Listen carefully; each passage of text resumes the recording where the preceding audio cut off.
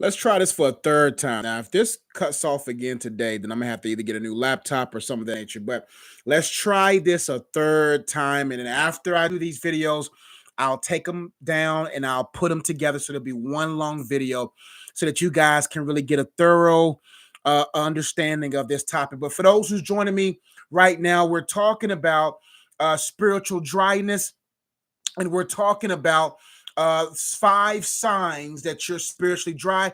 We said S, seeking God feels distant. I, inspiration is lacking. G, growth has stalled. 4, N, neglecting spiritual disciplines. And I think before that last video cut off, we talked about how when we neglect spiritual disciplines, we're setting ourselves up to begin to be dry.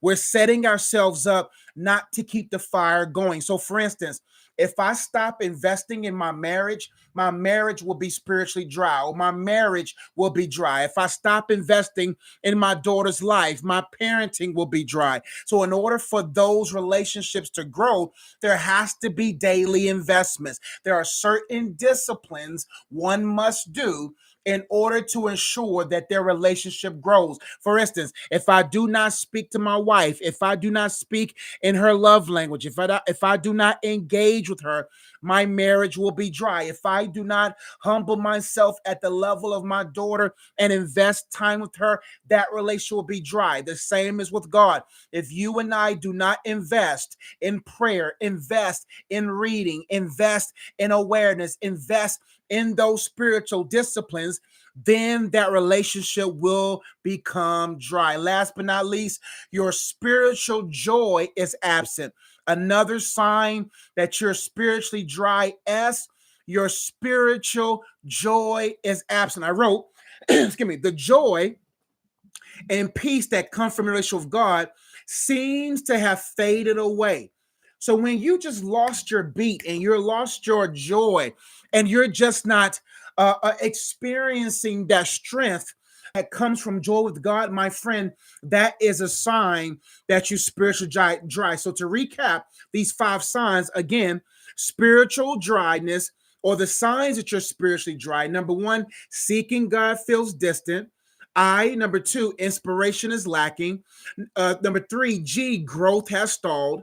Number 4, N, neglecting spiritual disciplines.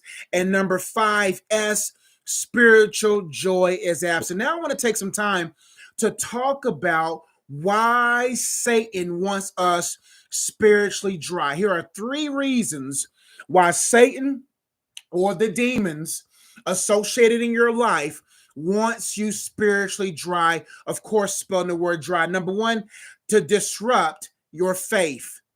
The reason why Satan wants you to be spiritually dry so that your faith will be disrupted. Now, I wrote spiritual dryness creates doubt and confusion, weakening our trust in God by disrupting our faith.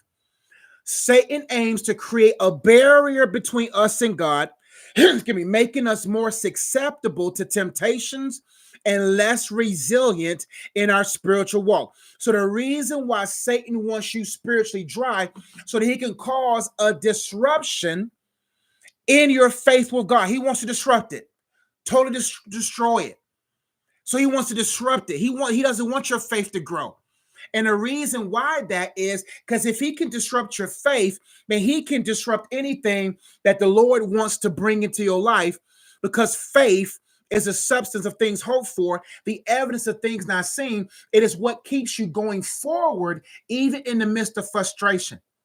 So the reason why he wants you spiritually dry, so that he can cause disruption. Number 2, to reduce your effectiveness. When we are spiritually dry, we lack the motivation and energy to pursue our spiritual goals and fulfill our God-given purpose.